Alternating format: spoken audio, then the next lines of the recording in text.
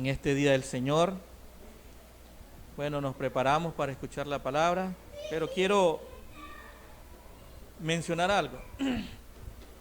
Esta semana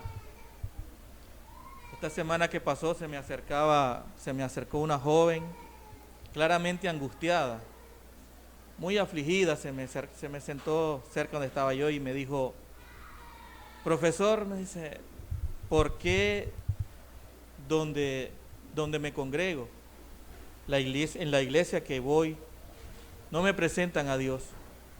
Era una pregunta como reclamo. Nunca escucho una prédica que me edifique, siento que no conozco a Dios, no me están presentando a Dios. Y la verdad es que la joven estaba muy angustiada, se miraba en su rostro mucha angustia, casi como llorando. Le digo: si no conocemos a alguien no lo podemos presentar. ¿Cómo te van a presentar a Dios si no lo conocen? ¿Cómo te van a presentar a ese santo Dios, a ese santo ser, si no lo conocen? Entonces, como no lo conocen, no pueden temblar a su palabra, no entienden su carácter, no entienden su justicia, no entienden su amor, porque ellos no se ven como necesitados, ellos no se ven como esas personas que necesitan, sino que se ven como esas personas que merecen todo. Y la verdad que mientras nosotros no conozcamos a Dios, siempre vamos a tener ese concepto equivocado. Si nosotros no entendemos la santidad, el carácter perfecto de Dios, siempre vamos a estar como muchas personas hacen, incluso que le reclaman a Dios, que lo culpan a Dios, que lo juzgan a Dios.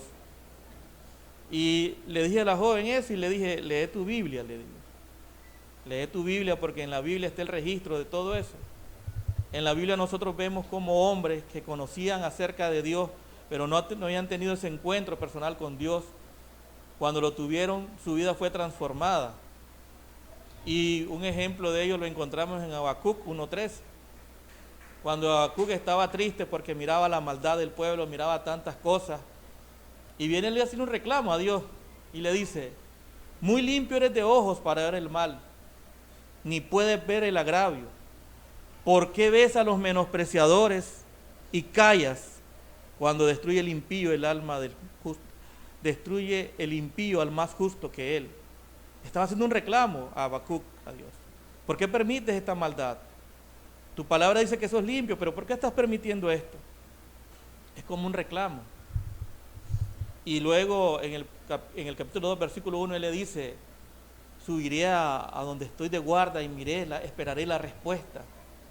Y saben que la respuesta llegó en todo el capítulo 2 y parte del capítulo 3. Y cuando esa respuesta llegó, quiero que vean ahora cómo se presenta Habacuc. Y Habacuc en el capítulo 3, versículo 16 dice: oí y se conmovieron mis entrañas, a la voz temblaron mis labios, pudrición entró en mis huesos y dentro de mí me estremecí. Mientras nosotros no conocemos a Dios, no sentimos esa pudrición, no sentimos esa falta de santidad en nosotros. Es hasta que Dios se revela misericordiosamente a nosotros que nosotros podemos ver. Y entre más justa se siente la persona cuando se enfrenta a la santidad de Dios, ocurre eso, esa sensación de vileza, esa sensación de maldad, de inmundicia. Y ese es un ejemplo, pero en la Biblia tenemos muchos. Cuando Job discutía con Dios, cuando Job le reclamaba a Dios y se hacía ver como muy justo él, pero cuando Dios se le presenta en un torbellino y Dios le muestra la impiedad de Job, ¿qué dice Job en 41? Es aquí que soy vil, ¿qué te responderé? Mi mano pongo sobre mi boca. ¿Qué le vamos a responder a Dios cuando Él nos muestra en verdad nuestra condición? Cuando nos muestra cómo somos y que es contra Él que hemos pecado, contra ese ser santo. ¿Qué podemos justificar nosotros? ¿Qué podemos decir? Solo podemos hacer como Job, poner nuestra mano en la boca y decir: no responderé. Y cuando Dios se le termina de presentar, y ese hombre que se presentaba como justo, como temeroso, en el 42:5 dice: de oídas te había oído, mas ahora mis ojos te ven, por tanto me aborrezco y me arrepiento en polvo y en ceniza. Y es lo que nos sucede a nosotros cuando nos enfrentamos a la santidad de Dios, cuando nos exponemos a ese ser supremo y vemos cómo hemos fallado contra Él. Nos quedamos contentos y decimos, sentí maripositas en mi estómago, sentí algo nuevo, sentimos desprecio por nosotros mismos. Y decimos, Señor, qué perverso he sido y qué santo eres tú. Y quiero que me acompañen a una lectura rápida, hermano. No le quiero tomar mucho tiempo al hermano. En Isaías 6, vamos a leer 8 versículos. Dice, visión y llamamiento de Isaías. En el año que murió el rey Uzías, vi yo al Señor sentado sobre un trono alto y sublime, y sus faldas llenaban el templo.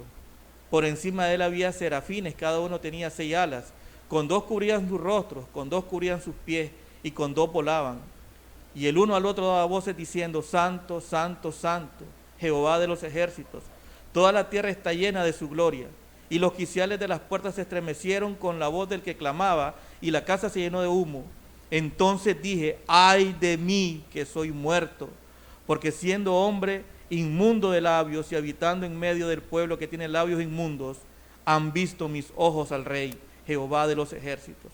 Y voló hacia mí uno de los serafines, teniendo en su mano un carbón encendido, tomado del altar con unas tenazas, y tocando con él sobre mi boca, dijo, he aquí que esto tocó tus labios, y es quitada tu culpa, y limpio tu pecado.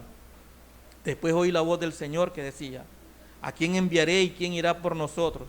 Entonces respondí yo, heme aquí, envíame a mí. Muchos teólogos, muchos investigadores bíblicos dicen y afirman que Isaías fueron los personajes más íntegros, una de las personas más justas que existía en Israel en el siglo VIII, en el siglo VIII. Pero aún ese hombre, ese profeta, que estaba acostumbrado a proclamar juicio a otras personas, a otras naciones, cuando él se expone a la santidad y pureza de Dios, él dice, ay de mí. Las palabras que se ocupan para sentenciar juicio, maldición, como cuando nuestro Señor Jesucristo le dijo, ay de vosotros, escribas y fariseos. Él dice, ay de mí que soy muerto. Ay de mí que soy deshecho, dice él. Esa es la postura correcta de una persona cuando se confronta con la santidad de Dios. Pero quiero que veamos a lo que hizo Dios. Dice que envió un serafín a que agarrara un carbón encendido y lo pusiera en los labios. Vean esto. Eso estaba tan caliente que no lo pudo tocar el serafín con sus manos, tuvo que tomar unas tenazas. Ahora imagínense los labios, qué parte más sensible que tenemos nosotros. Y le puso ese carbón encendido en los labios. Haber sido un dolor terrible, me imagino yo. El dolor que siente la persona cuando reconoce su pecado y se arrepiente genuinamente. Es un dolor terrible, pero inmediatamente después Él se ofrece a ir a la obra. Cuando nosotros recibimos el perdón de Dios luego de nuestro arrepentimiento, ya estamos limpios. Es quitada nuestra culpa y eso nos hace proclamar el Evangelio. La principal condición para que una persona vaya a un lugar de evangelista o predique la palabra es que sus pecados han sido perdonados. Mientras sus pecados no han sido perdonados, no puede tener ese privilegio. Sus pecados han sido perdonados. Quiera Dios hoy, por medio de la exposición de la palabra, que vean la maldad de los corazones de aquellos que no se han arrepentido aún todavía y que escuchen esas palabras de nuestro Señor Jesucristo diciendo, tus pecados te son perdonados. Que Dios use al hermano Carlos en esta mañana para que nos revele ese amor tan grande de Dios. Dejo aquí al hermano Carlos para que nos exponga, que Dios nos continúe hablando y veamos la maldad que hay en nosotros para poder arrepentirnos de ella. Dios los bendiga.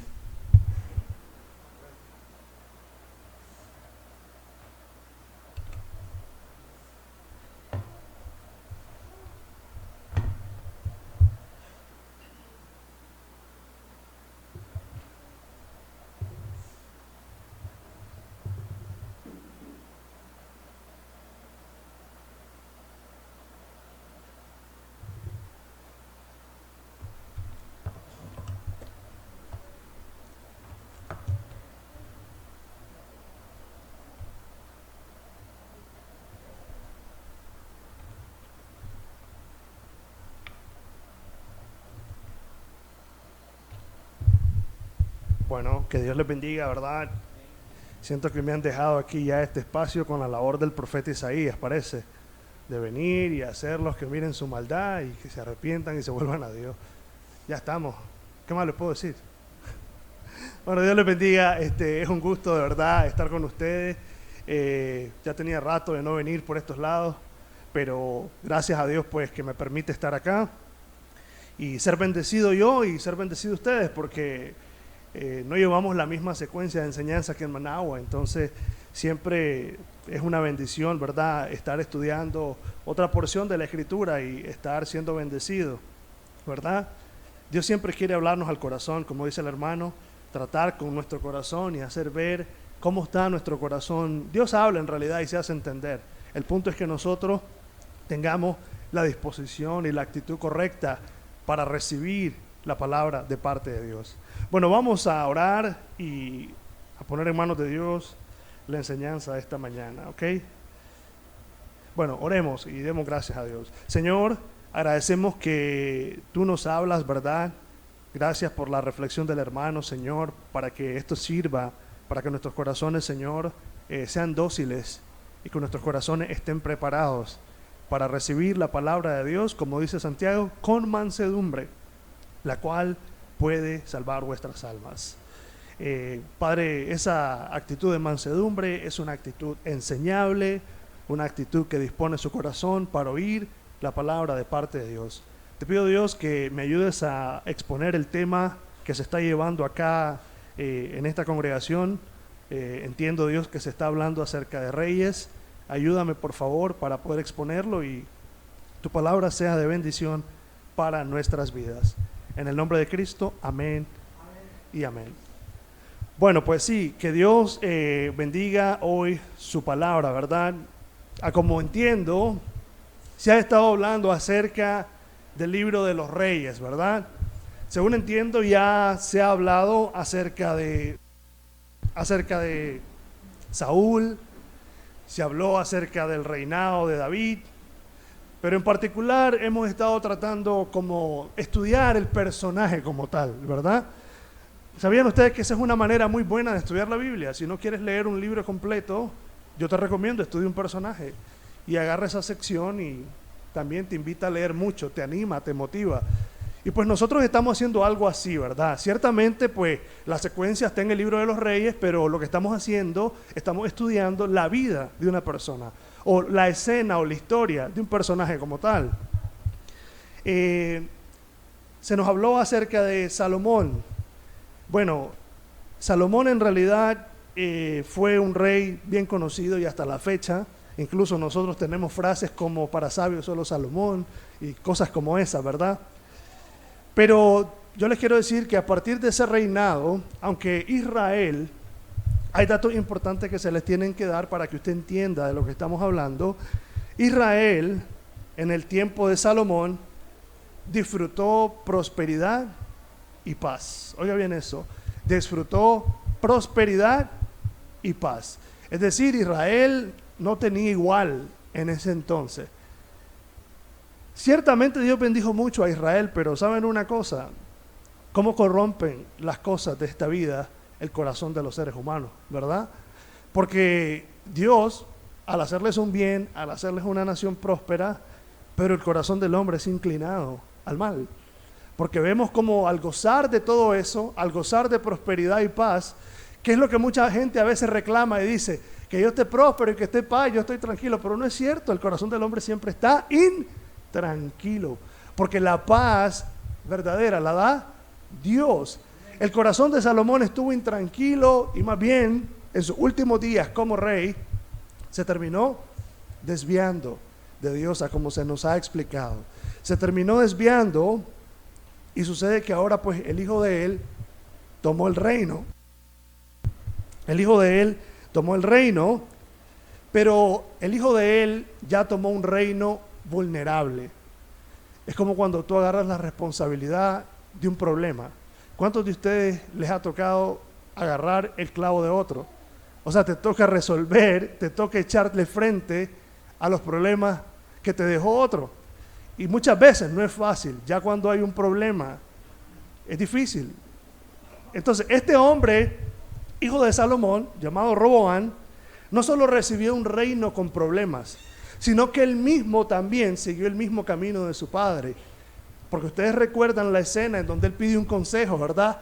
Cómo le iba a hablar al pueblo. ¿Y qué le dijeron los jóvenes, los que le aconsejaron? Como le dicen, oprimía a ese pueblo. O sea, decirle que están ociosos, oprimirlos y que trabajen duro. Hizo lo mismo que hizo Faraón, ¿verdad? Entonces, ese hombre más bien se echó otro problema cuando ya le habían dicho, no, trata bien a este pueblo, no seas como lo hizo tu padre. Pero el hombre siguió el mismo camino de su padre. Aparte que recibió un reino en problemas, un reino ya bastante dividido, si es por así decirlo, y ya estaban divididos ¿dónde? En su corazón. Oficialmente todavía era Israel. Israel estaba completo como una sola nación, sus 12 tribus.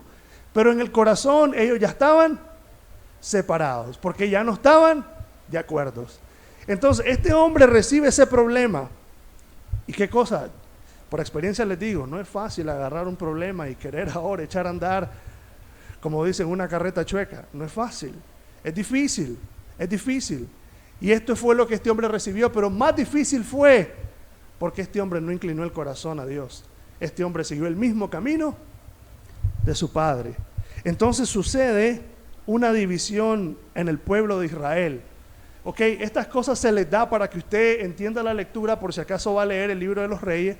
Entonces se dividen las 12 tribus, ¿verdad? Al reino de Israel estuvo como el Reino Unido, o se le conoció como un Reino Unido durante 3 reyes nada más: el rey Saúl, el rey David y el rey Salomón, porque ya a partir de este rey Roboam, el reino se divide. Entonces, de las 12 tribus, este hombre agarró 10, o mejor digamos, 10 se fueron con él por parte de Dios, y las otras 2, que son la tribu de Benjamín y Judá, se quedaron con la casa de David.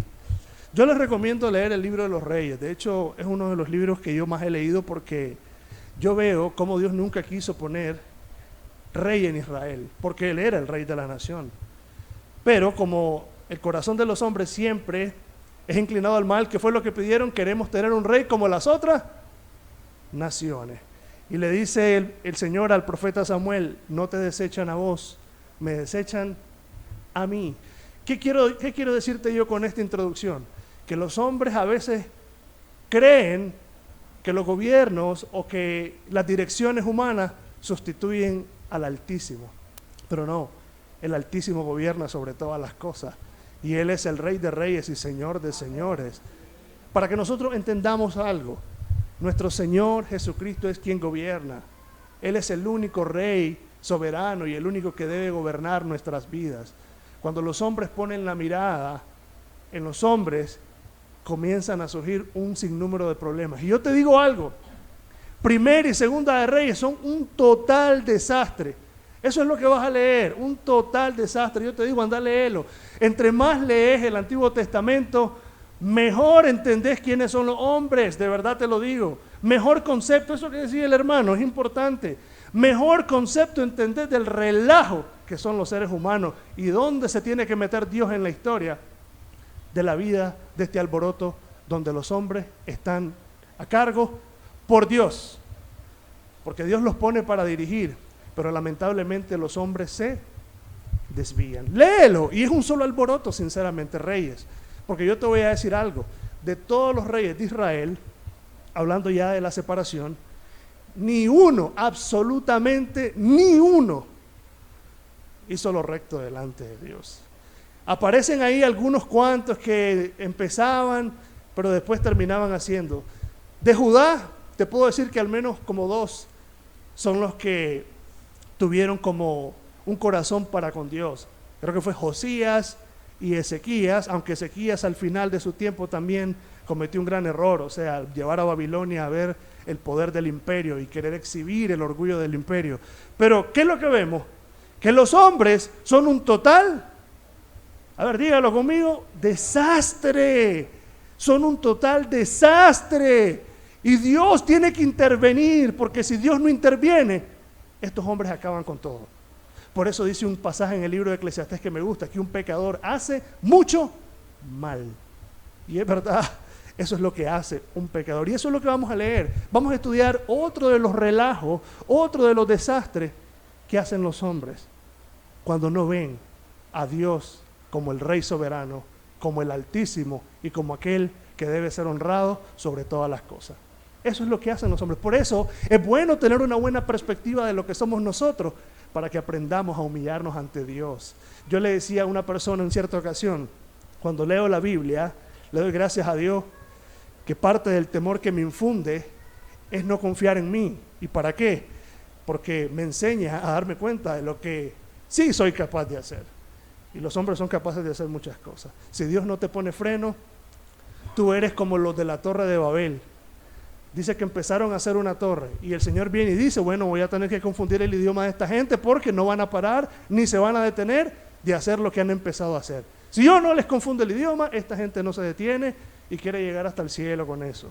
Así somos nosotros. Y así es Dios metiéndose en el curso de la historia de la gente. Si no los detengo, no hay quien cambie el curso de esta humanidad perdida.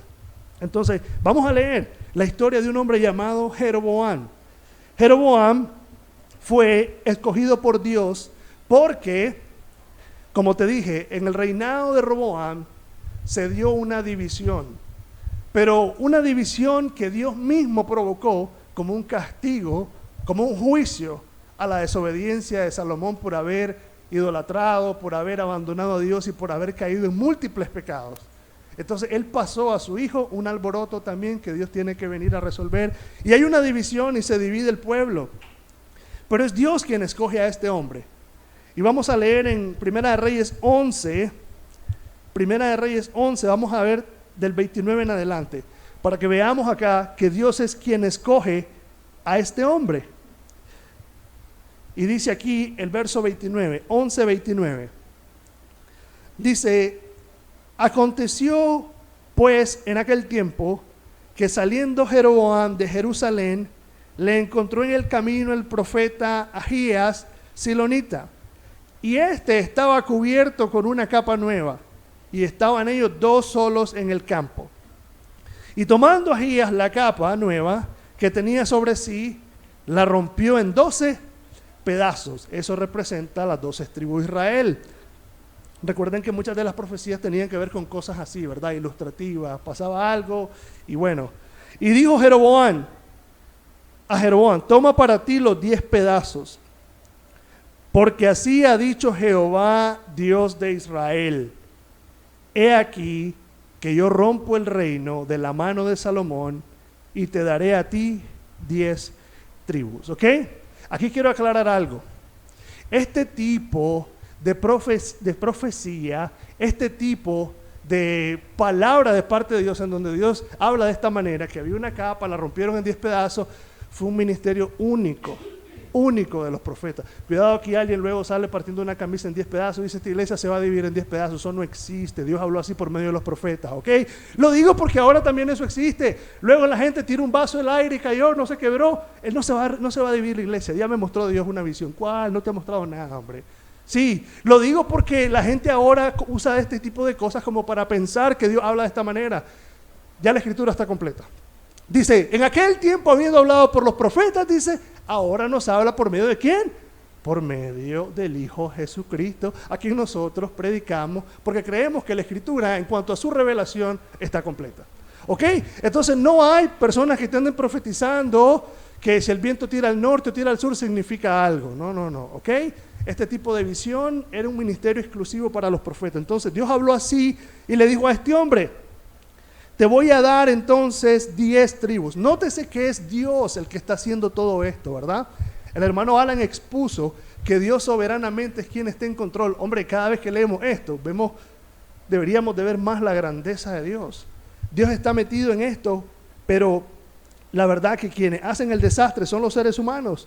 Y en el verso 32 dice, y él tendrá una tribu por amor a David, mi siervo, y por amor a Jerusalén, ciudad que yo he elegido de todas las tribus de Israel. Como queriendo decir, a esta yo la dejo como la ciudad de David, como una tribu especial en particular. Sucede la división, pero aquí es donde te quiero explicar algo.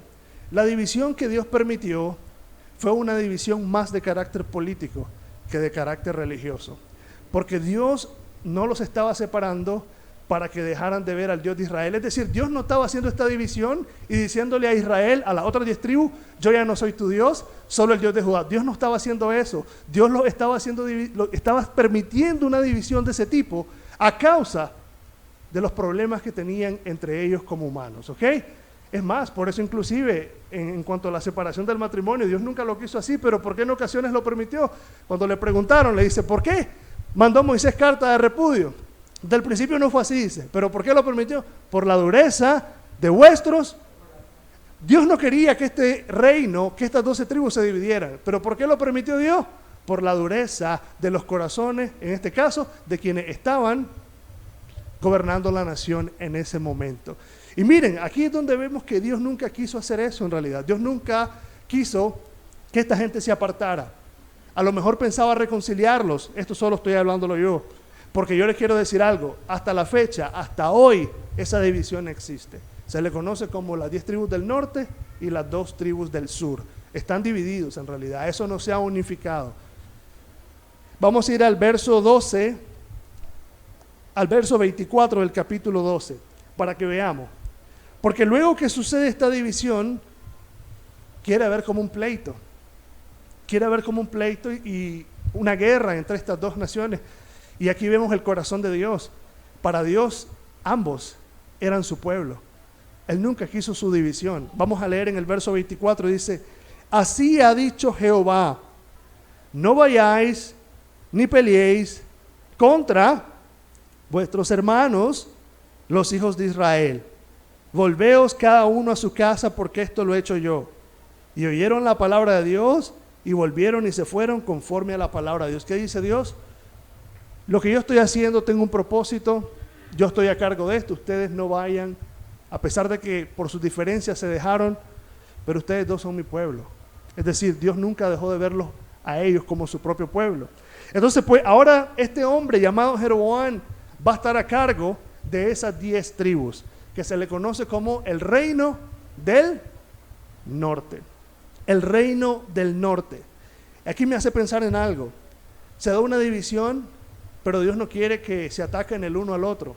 Porque las divisiones a veces ocurren por opiniones, por cuestiones. Es más, una iglesia se puede dividir por una opinión que a veces no lo hace a uno más santo ni al otro menos santo. Simplemente que la cabeza dura de los hombres a veces le cuesta reconciliar algunas cosas y se separan.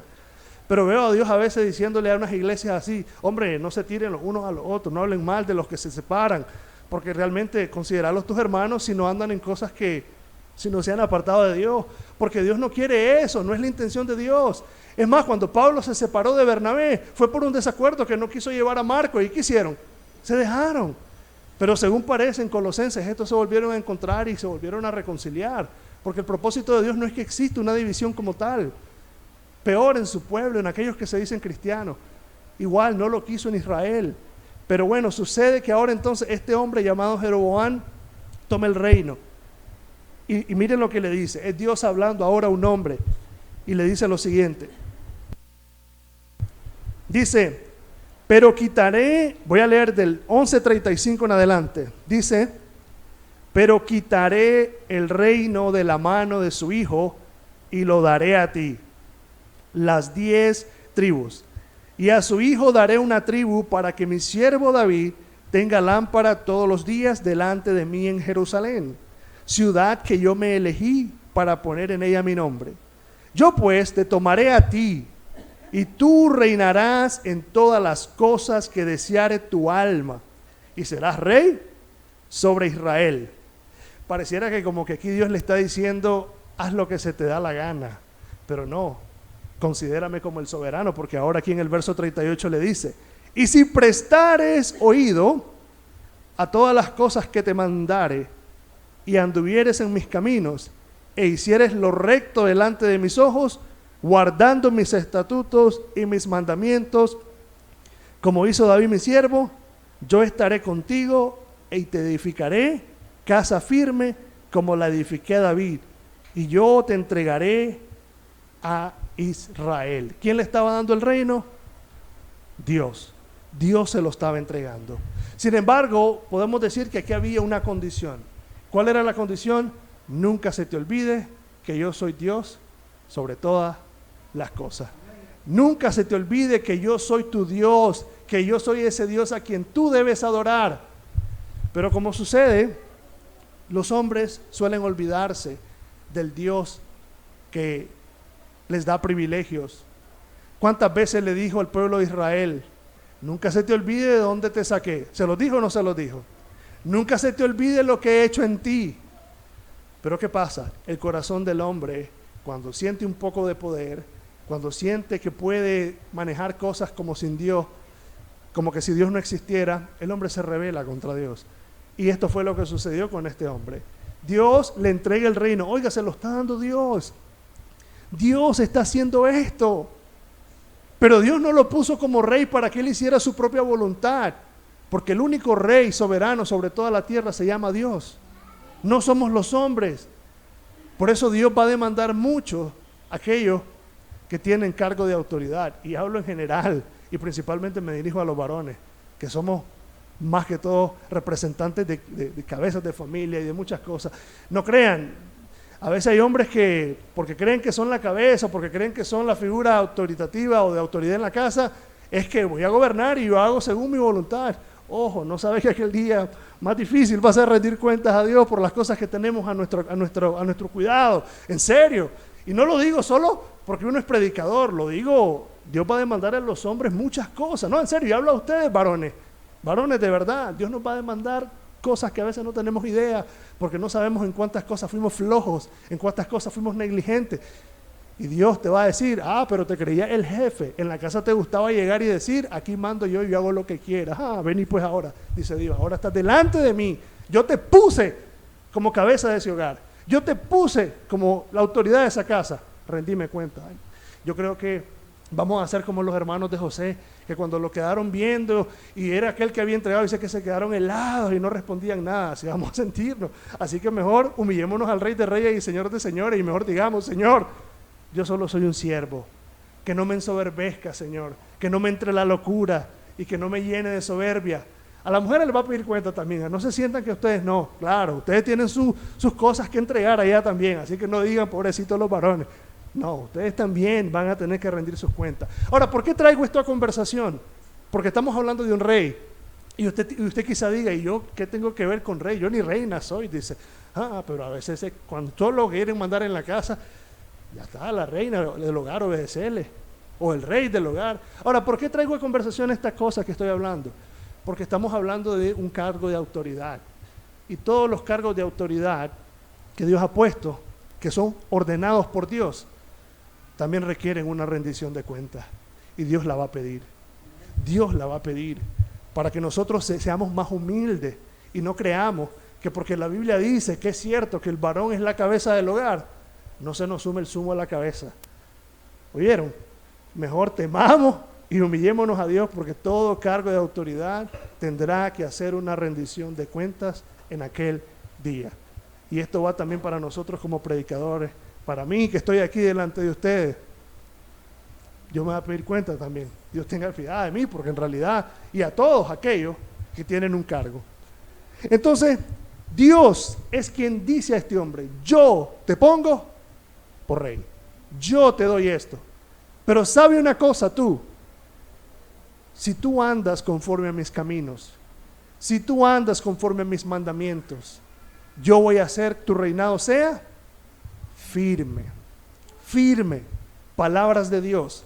Pero resulta que aquí a este hombre se le olvida más adelante, y por eso el tema de hoy se llama el pecado de Jeroboam, el pecado en el que incurrió este hombre.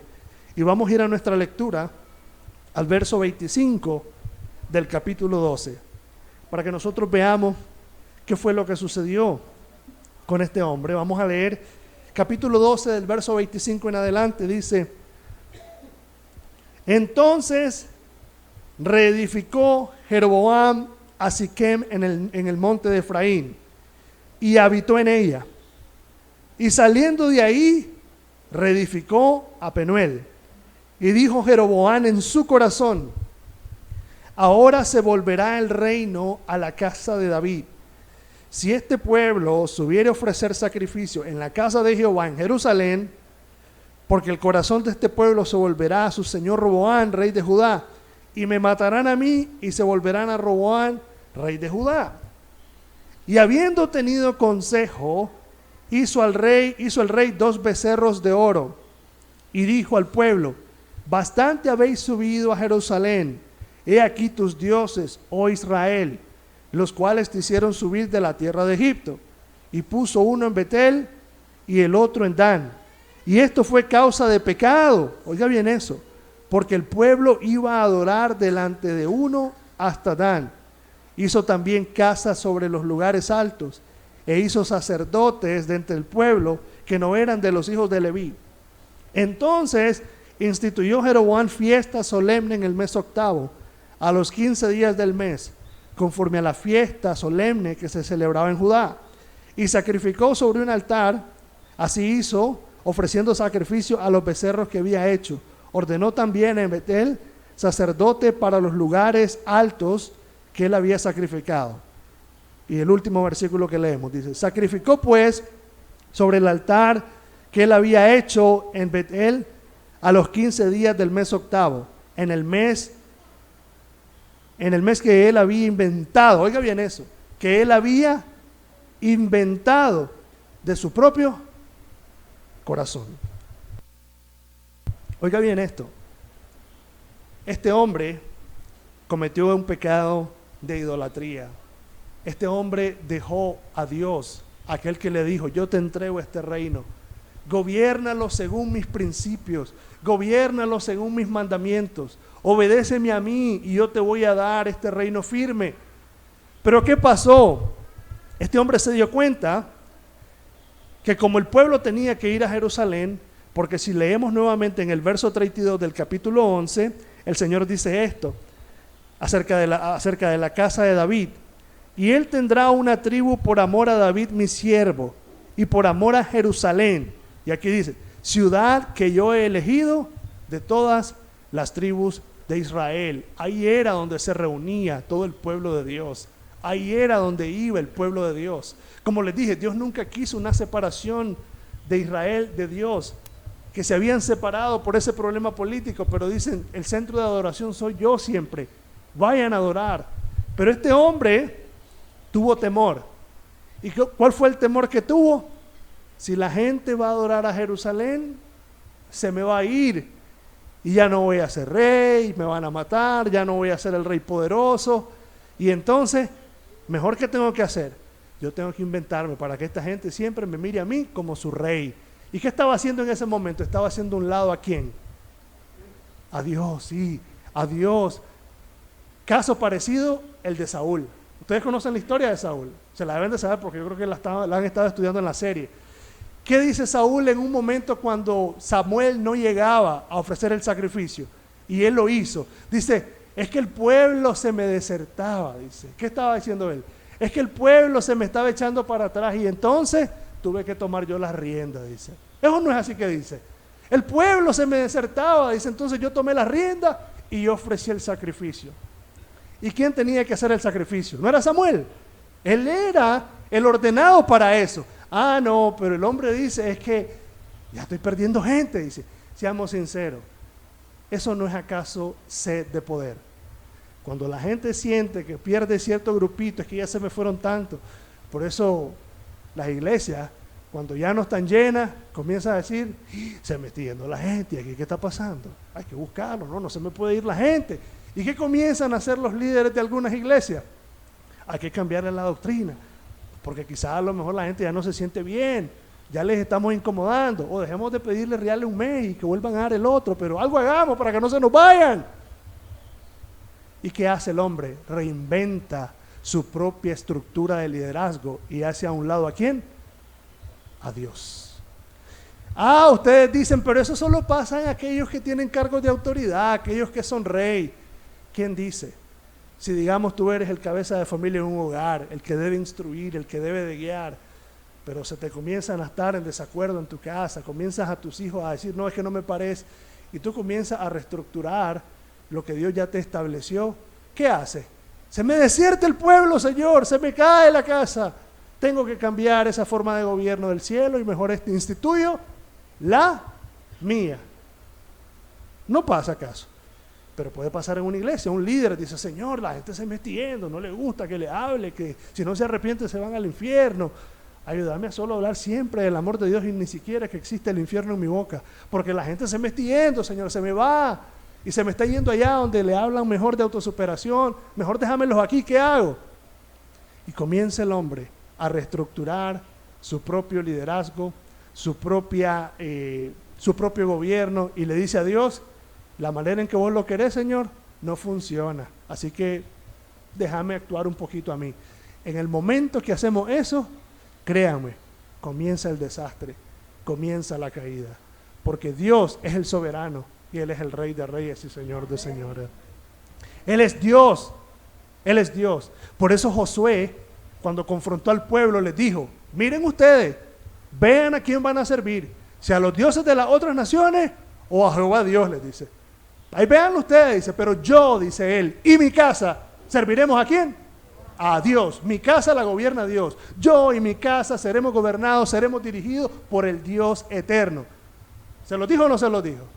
¿Por qué? Porque en toda figura de liderazgo, en todo lugar donde Dios nos coloca, si es Dios quien nos ha puesto, así como puso a Roboam, nos va a demandar una cosa: fidelidad a su palabra.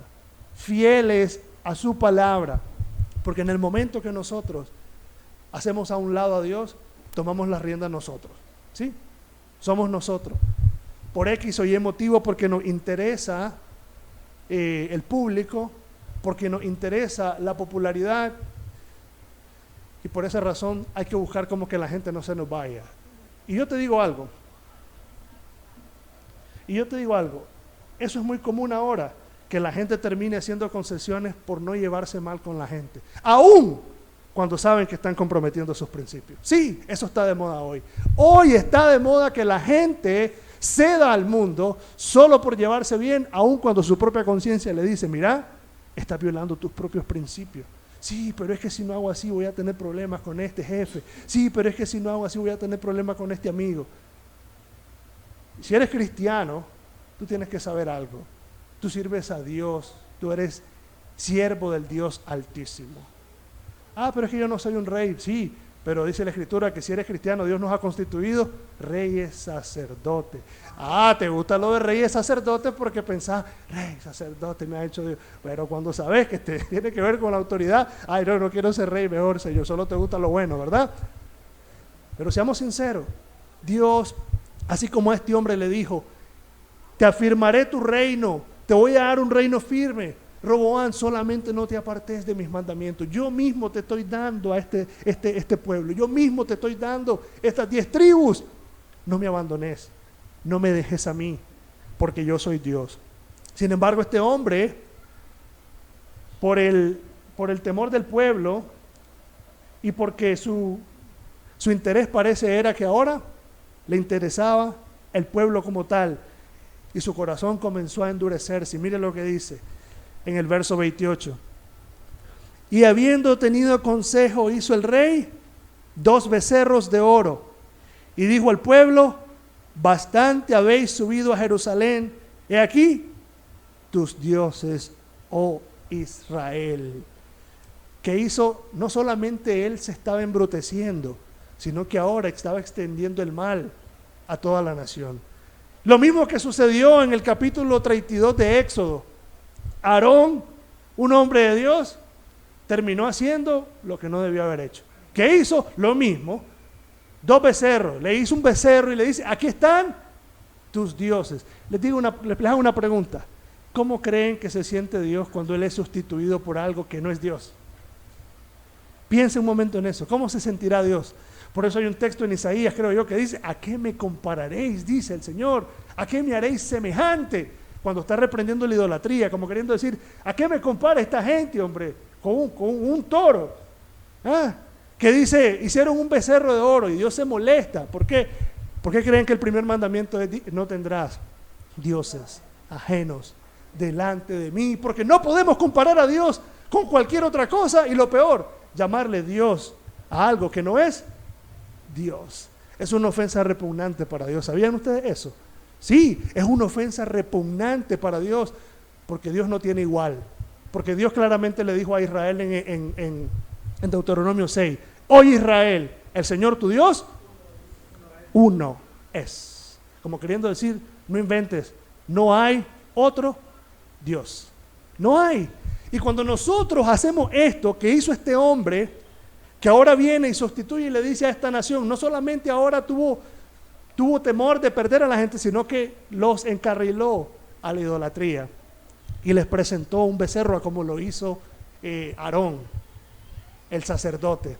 Y sabían ustedes, si ustedes leen Éxodo 32, esa fue una escena muy costosa para el pueblo de Israel. Sí. ¿Saben por qué fue muy costosa? Porque cuando Dios quiso probar la fidelidad del pueblo, de los que se paraban por Dios, ¿saben qué hizo? Les dijo, háganse a un lado los que están por Dios y háganse al otro lado los que van con el becerro. Fácil, solo dice, sí, yo me hago por Dios, pero después les dijo, ahora el que se ha hecho por Dios, agarra la espada y crúcesela a su prójimo. Fue duro eso. ¿Qué nos enseña? ¿Qué lección nos enseña eso? No que usted va a ir a agarrar un machete y se la va a pasar a un hermano que se va a la católica. No, usted no va a hacer eso. Pero ¿qué le quiero decir? Que usted firme en sus convicciones, y aunque otros deserten a Dios, aunque otros se vayan a la idolatría, usted es como Josué, yo y mi casa serviremos a Jehová. Eso es lo que quiere decir, sean de convicciones firmes, ármense de valor. Lo que hoy la gente pierde, ¿sabían ustedes? La gente pierde el valor, por eso le dice, por eso condesciende, porque la cultura moderna, actual, y díganme si es mentira, porque no me equivoco, estoy casi seguro que así es, la cultura hoy es, be nice with everyone. Sé tuani con todo mundo, sé cool. ¿Y qué quiere decir eso? Independientemente de, aunque tengas que violar tus principios, vos te tenés que llevar con la gente. Sí, ¿por qué cree que a la gente no le gusta confrontar a otros y decirle la verdad? Es que no quiero que me deje de hablar, y tal vez tenés que hablarlo. Pero por la gente ahora no le importa condescender, no le importa violar los mandamientos de Dios, no le importa hacer a un lado las direcciones de Dios, porque la gente dice, me conviene mejor llevarme bien con toda la gente, y Dios al final yo creo que me puedo arrepentir y me perdona. No, Dios no tolera eso, ¿sabían ustedes? Dios no tolera esa condescendencia, porque si nosotros creemos que Dios es rey, creemos que a Dios se debe adorar, creemos que Dios recibe honra, gloria y honor, ¿creen ustedes que se ve bien que uno haga a un lado los preceptos de Dios y haga uno su propia voluntad? ¿Se ve bien eso? No. ¿Qué le dijo el profeta a Saúl? Que él había echado a espaldas las palabras. Eso es lo que hacemos nosotros también. Eso fue lo que hizo este hombre. Qué bonito se ve, ¿verdad? ¿Sí o no que la escena se ve bonita cuando Dios lo escoge y le dice, te voy a dar 10 tribus, vos vas a ser rey aquí, vos vas a gobernar? Se ve bonito todo eso, ¿verdad? Pero después ya no se ve bonito cuando este hombre está haciendo un solo relajo. ¿Y qué está haciendo? Echando a su espalda todas las palabras de Dios. Y eso hacemos nosotros muchas veces. Eso hacemos nosotros muchas veces. Y Dios no quiere que hagamos eso. Peor, cuando nos incursamos en la idolatría y llamamos Dios a lo que no es Dios. Y sigue diciendo en el versículo 30, y esto fue causa de pecado, porque el pueblo iba a adorar delante de uno hasta Dan. Dice, hizo también casas sobre los lugares altos, e hizo sacerdotes de entre el pueblo que no eran de los hijos de Leví. Entonces instituyó Jeroboam fiesta solemne en el mes octavo, a los 15 días del mes, conforme a la fiesta solemne que se celebraba en Judá, y sacrificó sobre un altar. Así hizo en Betel, ofreciendo sacrificio a los becerros que había hecho. Ordenó también sacerdotes para los lugares altos que él había fabricado. Pero aquí está el punto, aquí es donde yo lo quiero llevar. El versículo 33 dice esto: sacrificó pues sobre el lugar que él había hecho en Betel a los 15 días del mes octavo, en el mes que había, ¿qué dice? Inventado de su propio corazón. Todo lo que él está instituyendo es de Dios. ¿Fue de Dios todo lo que él instituyó? El culto que él estaba haciendo, el lugar de sacrificio que él hizo, ¿era eso de Dios? ¿De dónde lo sacó él? ¿Lo inventó de dónde? De su propio corazón. ¿Y quién dice que nosotros los seres humanos no podemos cambiar las reglas? Eso no quiere decir que la palabra de Dios se altere o se cambie. No, ella permanece siempre fiel, no hay nada que lo cambie. Pero los que hacemos a un lado la palabra de Dios y luego ponemos las reglas del juego, somos nosotros. Y Dios no quiere eso. Porque lo que usted hace, cuando hace a un lado a Dios, lo que usted hace es que usted inventa de su propio corazón. Pero no es Dios quien lo ha puesto a dirigir. Usted se puso solo. Usted se puso solo. Eso fue lo que hizo este hombre. Pecó en idolatría. ¿Y qué pueblo de Israel tan idólatra, sinceramente? Porque viendo las señales, todo lo que este pueblo vio era para que no creyera realmente en imágenes. Pero cómo es el corazón del ser humano, ¿verdad? Que a pesar de haber visto grandes señales, a pesar de que Dios le dijo, mira que no has visto nada, la voz que escuchaste no tiene forma de nada, no hagas imágenes. Pero la gente siempre haciendo esas cosas. ¿Y saben por qué existen los ídolos? Los ídolos existen por el propio diseño del hombre, por las propias reglas del hombre y por las propias conveniencias de uno. Nosotros hacemos nuestros propios dioses también. ¿Con qué finalidad? Que encajen con nuestras reglas.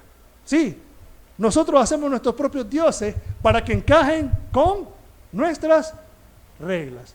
Estudia a cada dios pagano o cada ídolo que hay. Detrás de un ídolo hay una idea, hay una filosofía, hay algo. ¿Cómo se llama el dios del real, el dios del billete? No tengo en mente ahorita. Ajá, correcto, ese. ¿Cuál es la filosofía detrás de ese dios? ¿Por qué creamos ese dios? Conveniencia, nos gustan los reales. Ya, ahí está. Esa es la conveniencia, agarramos y hacemos un dios de ese tipo. Porque queremos el dinero. El dinero. Y así de cualquier manera, los hombres inventan sus propias cosas, sus propios dioses. Y dice uno, es que en mi casa no me gustan estas cosas de la Biblia. Ya sé qué voy a hacer. Mis propias reglas. He aquí, hijo, hija, esposa, he aquí nuestros dioses. Estos son los que nos dirigen ahora. Ahora aquí vamos a llamar prosperado, bendecido y en victoria, dice. Pero no espiritualmente, está pensando en billetes. ¿Ya me entienden? Y así nosotros ponemos nuestras reglas y ya hacemos a Dios a un lado. ¿Y ahí? ¿Y dónde está el Dios que te sacó de Egipto? ¿Y dónde está el Dios que te salvó? Qué fácil lo puedes cambiar por un ídolo. Y comienza a desviarte y a inventar de tu propio corazón lo que Dios no te ha mandado hacer. Lo que Dios no te ha mandado hacer. Y saben que esto sucede en un contexto de iglesia también. ¿Cuántas veces dentro de iglesia no se inventan doctrinas y cosas que no encontramos ni siquiera en la Biblia? Sí, inventadas del propio corazón del hombre, designios humanos. ¿Pero por qué sucede? Por lo mismo. Dios no es el soberano, Dios no es el rey, aquí me puse yo. Y es verdad. Por eso Dios le dijo a unos profetas, cuando los estaba censurando en Jeremías, Él les dice, yo no puse profetas, dice, yo no sé quiénes son esos. Esos son sus profetas, dice, pero yo no los he puesto. Así se pone mucha gente a veces, porque hace a un lado a Dios.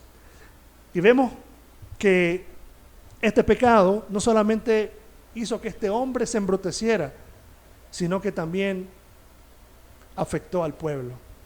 Afectó al pueblo. Sin embargo, vemos a Dios en su misericordia tratando en medio del alboroto y todo el relajo que hacen los seres humanos. Y vamos a ir al capítulo 13, del verso 13 en adelante. Capítulo 13, del verso 3 en adelante, dice así: Dios lo manda a amonestar, pero miremos un poco cómo estaba el corazón de esta persona. Dice el Señor en el capítulo 13, del verso 3 en adelante: y aquel mismo día dio una señal diciendo, esta es la señal de que Jehová ha hablado. He aquí que el altar se quebrará y la ceniza que sobre él está se derramará. Cuando el rey Jeroboam oyó la palabra del varón de Dios que había clamado contra el altar de Betel, extendiendo su mano desde el altar, dijo, prendedle. Mas la mano que había extendido contra él se le secó y no la pudo enderezar. ¿Qué no le gustó a este hombre? que lo llegaran a amonestar. Hey, como vos estás dirigiendo, lo que vos estás haciendo no es de Dios. ¿Y qué le sucede a una persona cuando impone sus reglas? ¿Cuál es la característica principal? ¿No es la soberbia acaso? No es la soberbia, claro que es la soberbia. Y este hombre ya, con un corazón lleno de soberbia, dice, a mí nadie me tiene que venir a decir nada, agárrenlo, préndanlo. Y así muchas veces sucede también en el hogar. A que no le gustan mis reglas, te me vas de la casa entonces. A mí no me andes diciendo nada. Típico, y este es lo que quiere hacer es, aquel me vino a amonestar de parte de Dios, agárrenlo, no lo quiero. ¿Por qué? Porque nos choca que nos vengan a decir que quien manda es Dios. Nos choca que nos vengan a decir que el Altísimo gobierna sobre todas las cosas, y cuando quebrantamos sus principios, nos atenemos a las consecuencias. Eso no le gusta al ser humano, ¿sí? No le gusta. Y como le choca, lo que tiene que hacer es imponerse con soberbia, como hizo Faraón. Yo no sé quién es Dios, yo no sé quién es Jehová, ni tampoco los voy a dejar ir a ustedes.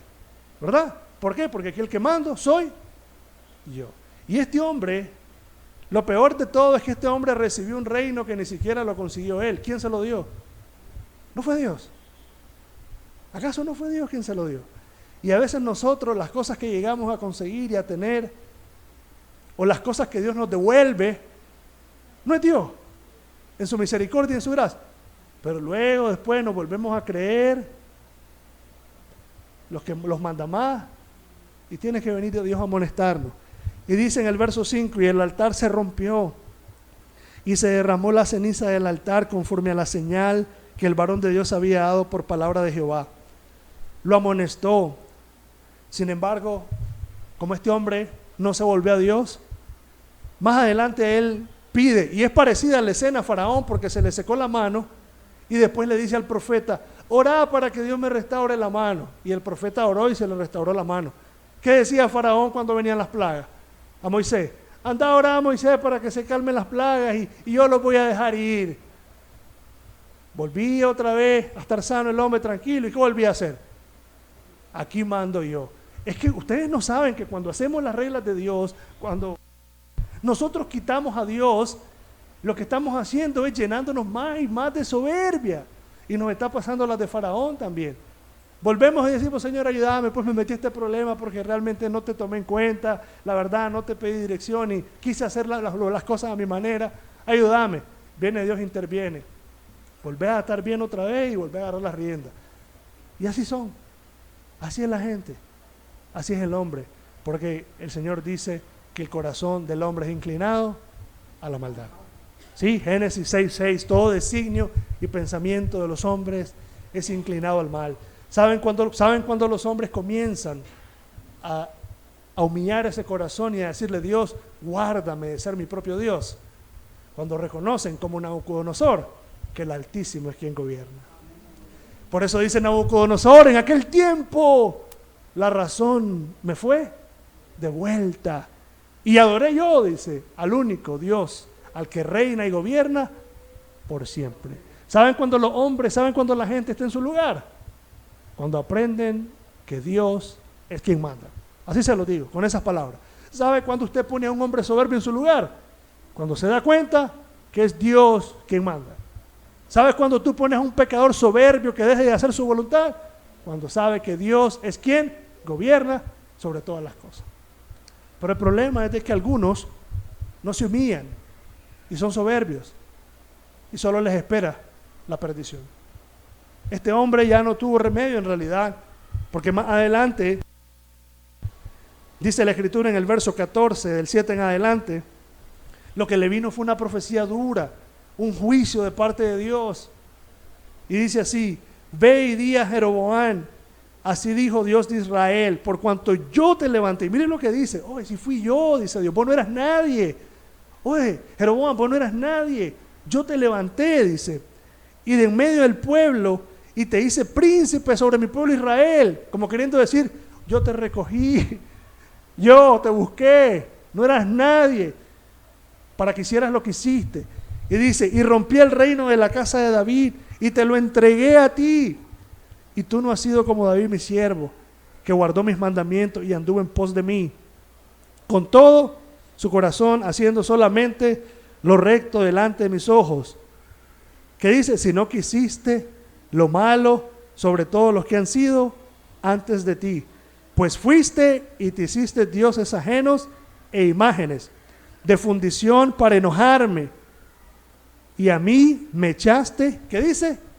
Tras tus espaldas. ¿Y qué hace la gente a veces? No es eso. Oye, me pediste que tuviera misericordia de vos, que te sacara de la cárcel, que te restaurara. Me pediste eso, hasta te ayudé.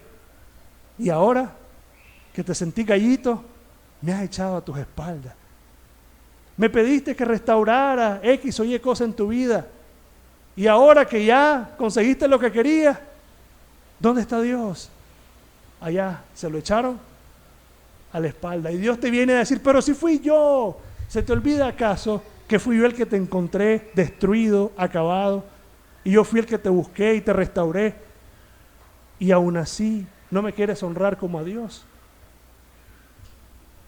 Y entonces lo que sigue diciendo ahora es, por tanto, he aquí yo traigo mal sobre la casa de Jeroboam y destruiré de Jeroboam todo varón, así el siervo como el libre en Israel, y barreré la posteridad de la casa de Jeroboam como se barre el estiércol hasta que sea acabada. Una sentencia parecida a la de Saúl, ya no hubo remedio. Por eso dice un proverbio, el hombre que reprendido endurece la cerviz que hay después, ya no hay para él.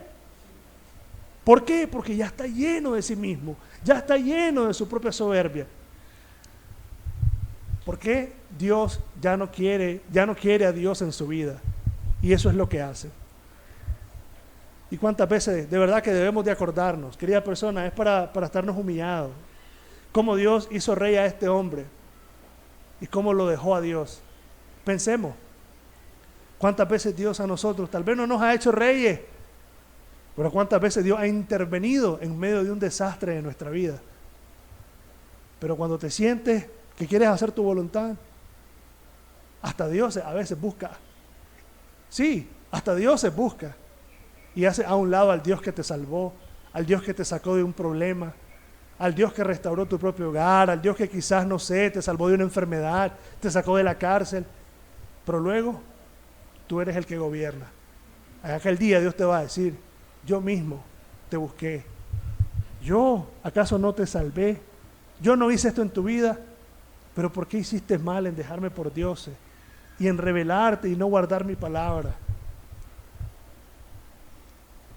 Esto es serio, la verdad que el pecado de la idolatría y el pecado de la soberbia, porque esto es lo que veo yo en este rey, un rey soberbio, que una vez que se sintió que tenía gente y que tenía pueblo, es más, nosotros tenemos un dicho, dice aquí, este siente que tiene pueblo, aquí yo no es, y lo decimos porque se siente respaldado. A lo mejor este rey se sentía así porque tenía las 10 tribus de Israel. Hombre, pero ¿quién se las dio en primer lugar? ¿No fue Dios? ¿Qué dice el proverbio? Dios pone y Dios quita reyes.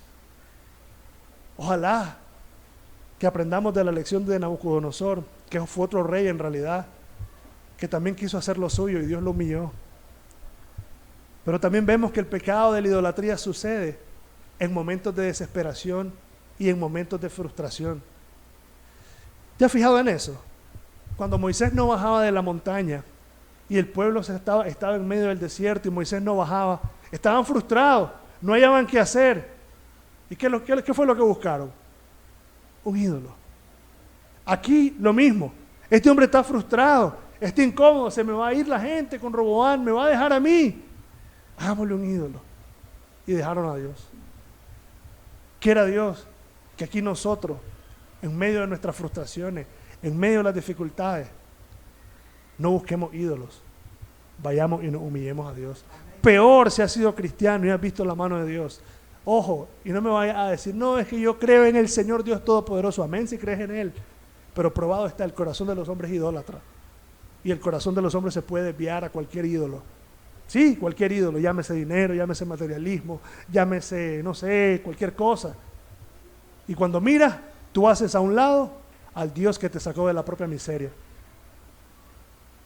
Y lo peor de la idolatría es un pecado terrible. Mucha gente cree que la idolatría es solo tener un muñeco. Sí, ay, qué feo, uy. No. Hay idolatría que está arraigada en el propio corazón de la gente. Sí. Hay idolatría que está arraigada. Y la idolatría yo quiero que usted la vea como algo incómodo, como algo repugnante delante de Dios, porque lo que la idolatría hace es que sustituye, es lo que quiere hacer, como sustituir al que es un Dios por lo que no es Dios. Y a Dios eso le es una grave, oiga bien eso, le es una grave ofensa. Vamos a ir a Jeremías 2:11. Jeremías 2:11 dice la palabra de Dios.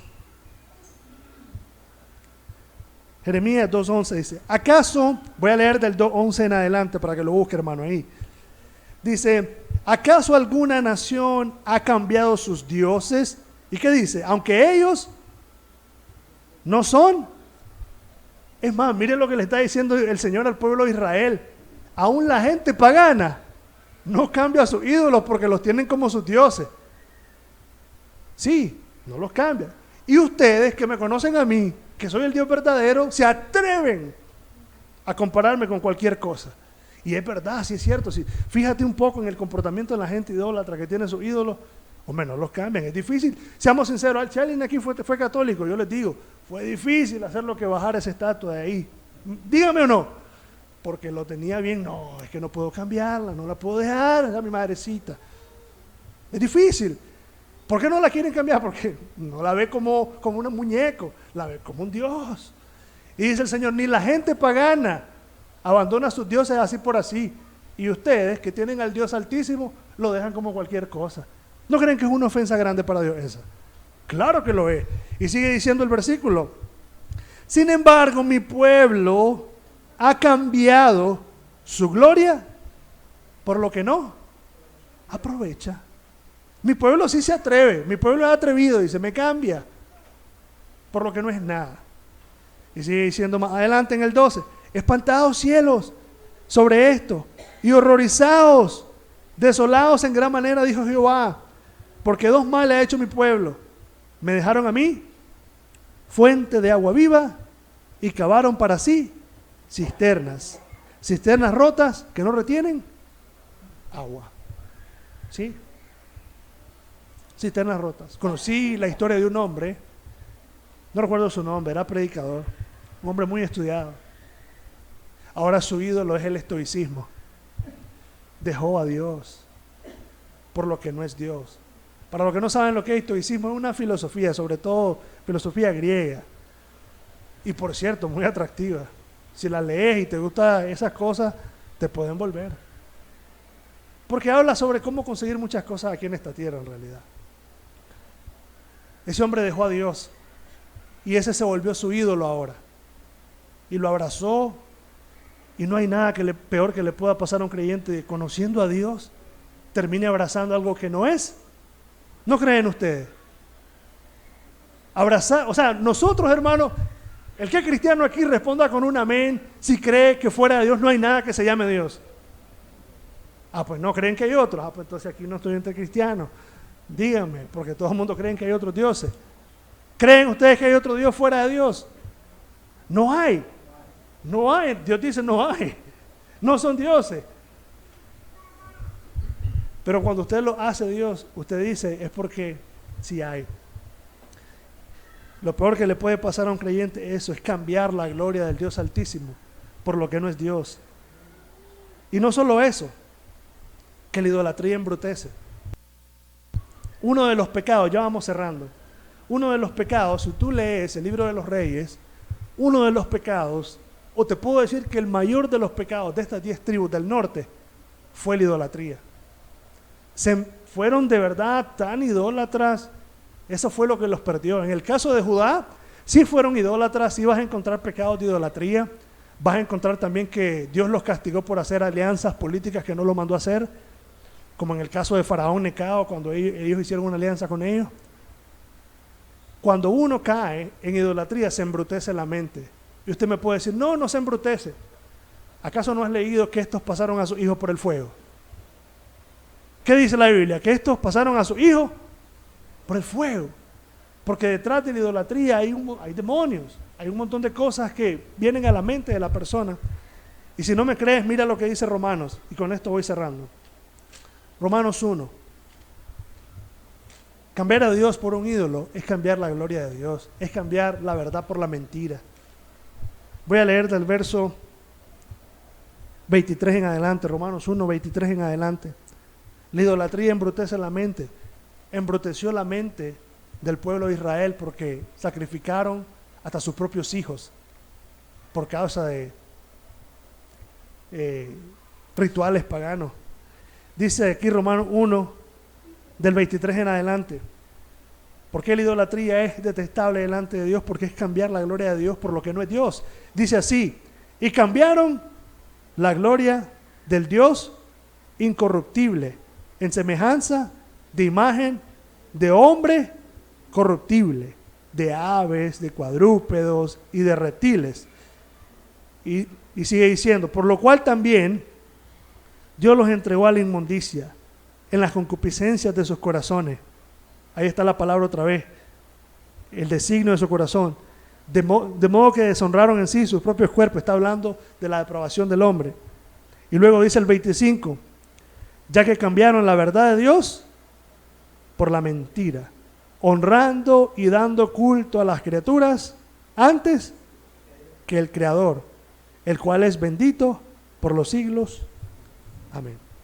Eso hace usted cuando usted deja a Dios por un ídolo. Cambia la verdad por la mentira y cambia la gloria de Dios por lo que no es Dios. Querida persona, qué bonita lección hay en esto, porque así como un hombre que recibió una autoridad tan grande, una responsabilidad tan grande de parte de Dios,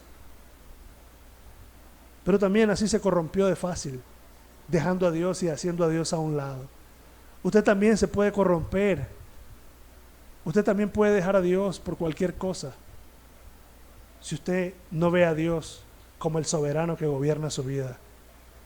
En el momento que usted deja de ver a Dios como el soberano que gobierna su vida, usted va a hacer sus propias reglas. Usted va a ser su propio Dios. Y usted no va a tener otra cosa que hacer más que ceder a sus propios designios, porque usted no quiere a Dios. Dios no guarda en realidad, porque estas cosas, como les dije, suceden en un contexto de iglesia también.